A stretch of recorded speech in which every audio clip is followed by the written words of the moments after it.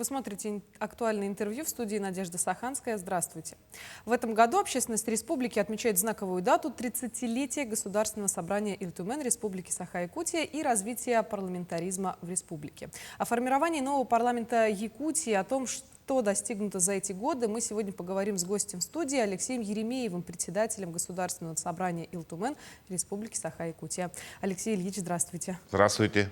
Вот первое заседание Палаты Республики и Палаты представителей Заксобрания состоялось еще в январе 1994 года. И как раз-таки, по-моему, с этой даты начался этап развития современного парламентаризма в республике. Расскажите немножко об этом. Ну, мы все помним, те, кто жили в то время, что у нас в октябре был очень острый политический кризис в стране. Дело чуть ли не дошло до гражданской войны, когда противостояние между президентом Борисом Николаевичем Ельциным и Верховным Советом Российской Федерации перешло уже в вооруженную фазу. Но, тем не менее, мы помним, что Верховный Совет в итоге он сдался, сложил полномочия. И с этого времени стал действовать указ президента Российской Федерации, который он еще подписал в конце сентября, о реформировании представительных органов законодательной власти и не только в стране, но и в субъектах Российской Федерации. В октябре 1993 года сложил полномочия у нас Верховный Совет 19-го созыва. И с этого момента у нас начинается новый этап становления парламента нашей республики. До этого, конечно, у нас зачатки были. Мы помним многие делегации к царскому двору, к императорскому двору. Мы помним первый орган самоуправления народа Саха, это Якутская степная дума, которая была учреждена в 1827 году и работала до ноября 1938 года.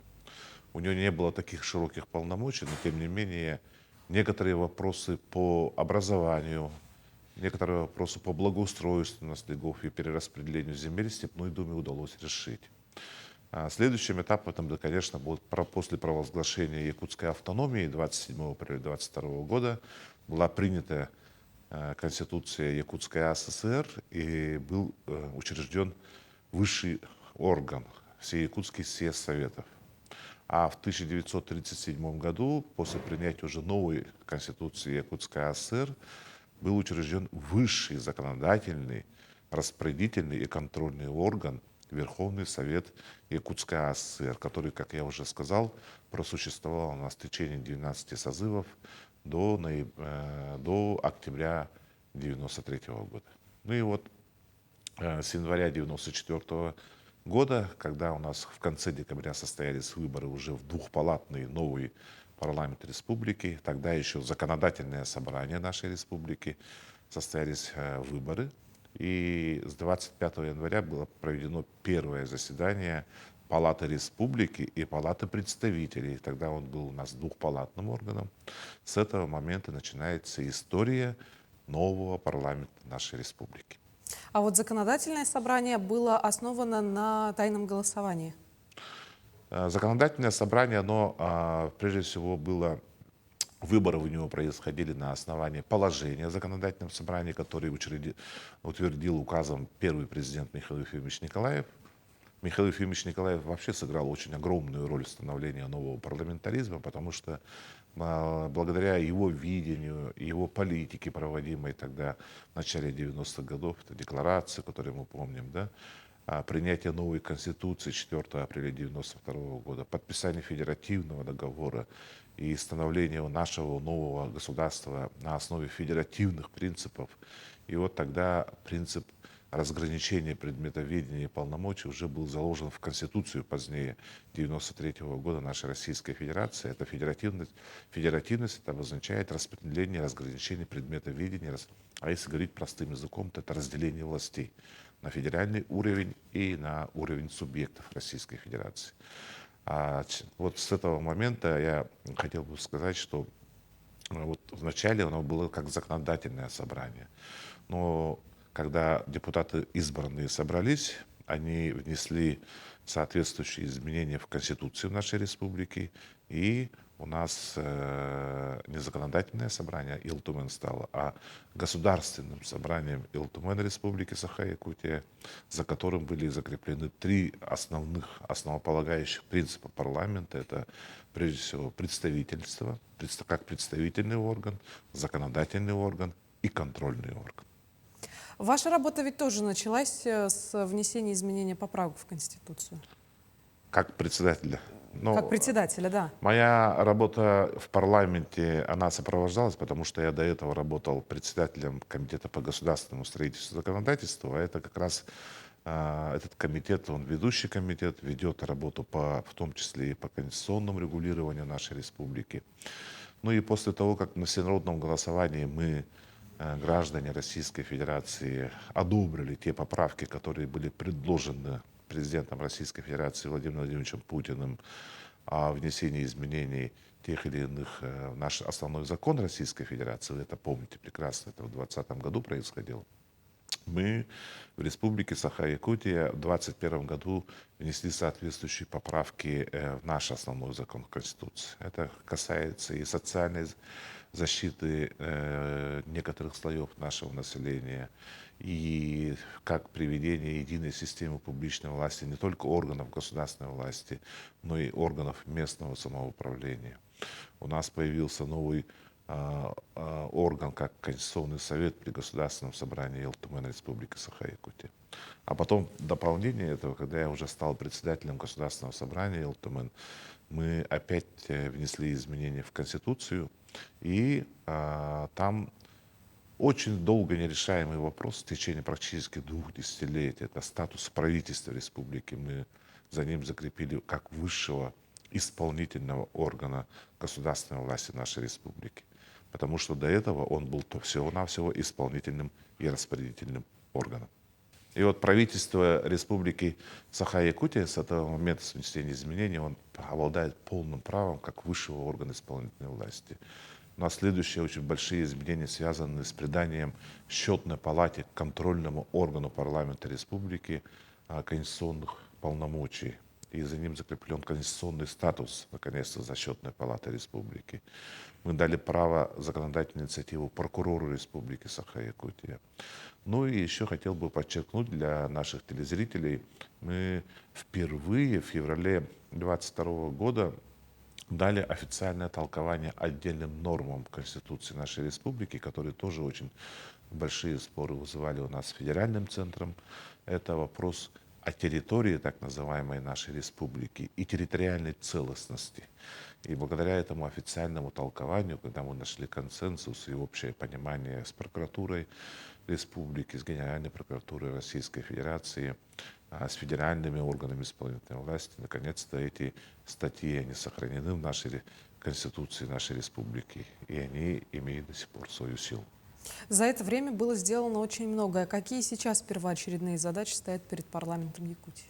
Ну, это у нас, прежде всего, те беспрецедентные санкции, которые оказываются на нашу страну, они, конечно же, влияют на работу нашего парламента, когда в целом экономика страны поворачивается на восток. Мы, конечно же, были ориентированы, так как являемся регионом Дальнего Востока, на Азиатско-Тихоокеанский регион. Но многое очень меняется в экономических механизмах, и эти механизмы, конечно же, нужно законодательно закреплять, первое. Второе, это, конечно же, дополнительная социальная защита для отдельных категорий нашего населения, для семей военнослужащих, которые мы все это законодательно оформили, и эта работа продолжается по сей день. Почему? Потому что нужно наше законодательство в этой сфере совершенствовать. Третье, это, конечно же, вопросы, связанные с экологией нашей. Ведь к нам приходят огромные инвестиции, к нам приходят недропользователи. И в этом случае у нас ведь единственный субъект, который имеет право проводить этнологическую экспертизу.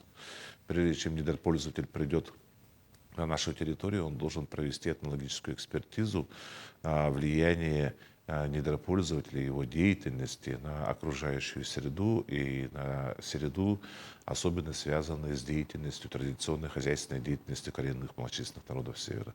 Это законодательство нам нужно будет совершенствовать и подтачивать. Мы, конечно же, стоим перед вопросом о том, что нужно решать те или иные задачи в законодательном регулировании по некоторым вопросам развития сельского хозяйства, так, табунного коневодства, которые вот у нас волнуют наших жителей, по нашим безнадзорным животным, по дополнительным ограничениям реализации алкогольной продукции и так далее, и так далее, и так далее, и так далее. Потому что поле деятельности у нас очень большое. Федеральный центр в начале 2000-х годов, он по предметам совместного ведения старался большинство полномочий сконцентрировать у себя, но постепенно идет осознавание того, что субъектам Российской Федерации нужно передавать побольше полномочий, потому что все невозможно регулировать в пределах города Москвы.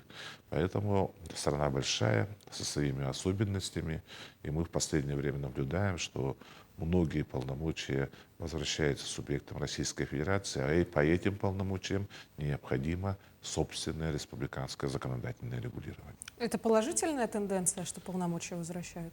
Дополнительные полномочия, с одной стороны, это положительная тенденция, с другой стороны, это дополнительная ответственность и, конечно же, финансовое обеспечение. В этом случае нам, конечно же, нужно это все предусматривать как дополнительная ответственность, законодательное регулирование, а раз мы законодательное регулирование вводим, то, соответственно, мы должны это все финансово обеспечивать. Вот с этой точки зрения иногда бывают некоторые трудности, но я ответственно заявляю, что Республика Саха-Якутия на сегодня полностью справляется с возложенными на нее полномочиями, как субъекта Российской Федерации, как в законодательном регулировании, так и их финансовом обеспечении этих законов. Уважаемый Алексей Ильич, большое спасибо вам за содержательную беседу. В конце нашего с вами разговора у вас есть возможность поздравить своих коллег, а также жителей республики с 30-летием парламентаризма у нас в регионе. Уважаемые телезрители, я от всего сердца, от своего имени, от имени Государственного собрания Илтумен 7-го созыва поздравляю всех народных депутатов, всех телезрителей, народных депутатов всех 7 созывов, народных депутатов Верховного Совета нашей Республики с 30-летием парламента нашей Республики. Парламент Республики стоит на охране наших основных принципов, как национального государственного образования в составе великой нашей России. Мы и впредь будем делать все возможное для того, чтобы жизнь на территории нашей республики улучшалась, люди чувствовали заботу со стороны органов государственной власти. И мы как контрольный орган будем контролировать исполнение наших республиканских законов. Желаю всем вам крепкого здоровья, благополучия в это непростое время и всего самого хорошего вам и вашим семьям. Большое спасибо. Всегда будем рады видеть вас в нашей студии. Спасибо. Я напомню, вы смотрели актуальное интервью. До встречи в эфире.